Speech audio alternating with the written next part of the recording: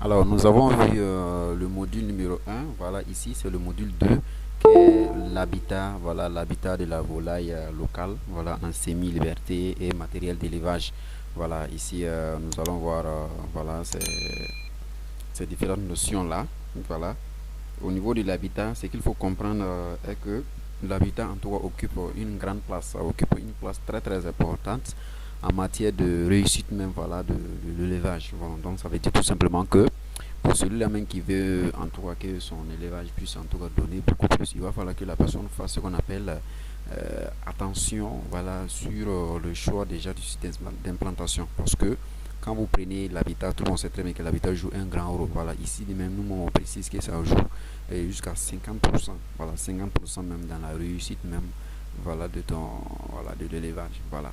Et cela, on ne choisit pas en tout cas ton site d'implantation au hasard. Donc ça veut dire que si tu veux un tour construire ta ferme, il va falloir que tu essaies de voir est-ce que ton endroit là n'est pas trop caché, l'accès là, est-ce que c'est trop facile, est-ce que également ce n'est pas aussi éloigné, c'est-à-dire que ce n'est pas à côté de la forêt, est-ce qu'il n'y a pas assez de rochers, est-ce qu'il n'y a pas assez de trous, parce que ce qu'il faut comprendre, on ne peut pas aussi construire sa ferme à côté d'une usine, on ne peut pas construire sa ferme à côté d'un maquis, donc il faut que ça soit au moyen. Donc ça veut dire que il va falloir que ça ne soit pas aussi à côté d'un cours d'eau, à côté d'un fleuve ou bien à côté d'un marigot ou d'une rivière où en tout cas l'eau coule à tout moment. Non, il va falloir que ça soit dans un coin un peu plus sec, voilà, pour que tes sujets là soient plus, voilà, plus à l'aise. Voilà.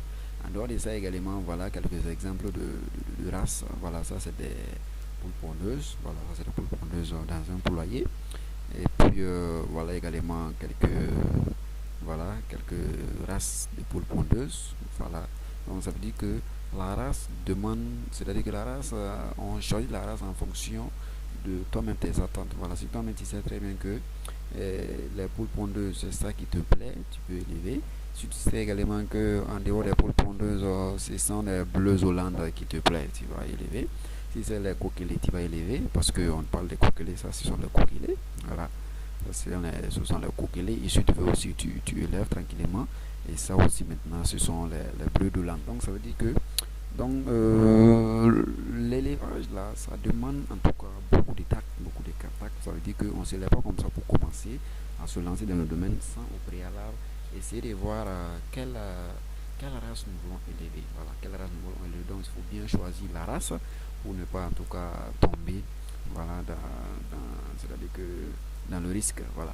Et en dehors des solutions, que le poulailler là, c'est comme c'est en quelque sorte, ça offre un peu de réconfort, un peu de confort, et ça doit normalement protéger même tes sujets là contre les différentes intempéries, que ce soit la chaleur, que ce soit le froid, que ce soit la pluie, que ce soit le soleil, que ce soit même les éperviers, tout ce qui peut entrer et puis causer des dommages dans ta ferme là. Donc ça veut dire que le poulailler doit pouvoir en tout cas normalement résoudre tout ce problème là. Voilà. Donc ça veut dire que quand on dit qu'un poulailler est bon là, quand on dit un poulailler est bon, ça veut dire que le poulailler est bien éclairé, c'est bien aéré.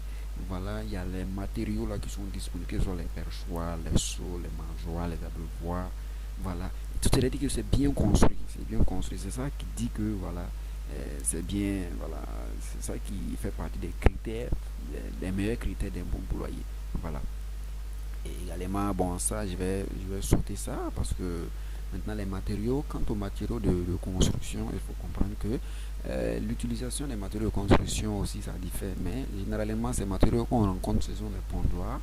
Voilà, les pondoirs, les mangeoires, les abreuvoirs, les perchoirs, les arrosoirs, les seaux, les râteaux, les pelles, les litières, les couverts, les éleveurs. Donc, on a besoin de tout cela, de tous ces matériaux-là, en tout cas, voilà, dans la ferme. Voilà. Ça, c'est encore des fourneaux, c'est des fourneaux qui permettent, voilà, de chauffer l'intérieur du poulailler. Parce que comme les poussins là, c'est des poussins orphelins, il faut chauffer pour que voilà, ils ne sentent pas en tout cas l'absence de leur maman. Et puis ils sont en tout cas bien grandis. Voilà. Ça c'est la lumière, voilà, c'est la lumière. Et puis voilà, normalement on doit voir comment est-ce que fabriquer les perchoirs, comment fabriquer également les mangeoires, on doit voir ça. Mais ça c'est les mangeoires, voilà, il y a plusieurs types de mangeoires. Ça c'est le mangeoire en bois. Ça c'est fait, c'est-à-dire que un peu en fer, mais c'est pas du fer, dû en aluminium. Voilà, ça c'est également c'est fait en bois. Ça c'est les animaux là même qui normalement qui broutent ici et qui mangent ici, mais on peut mettre aussi de l'aliment uniquement pour les pousser, mais tout comme pour les poulets. Voilà. Et maintenant les abreuvoirs, on a plusieurs types d'abreuvoirs également. Voici les abreuvoirs en terre cuite et les abreuvoirs modernes. Voilà. Ça c'est venu tout récemment parce qu'avant, c'est pas ces abreuvoirs là où bien on prend seulement c'est-à-dire qu'un plat et on met en tout cas normalement notre eau pour que voilà les sujets puissent boire. Donc nous allons nous arrêter là.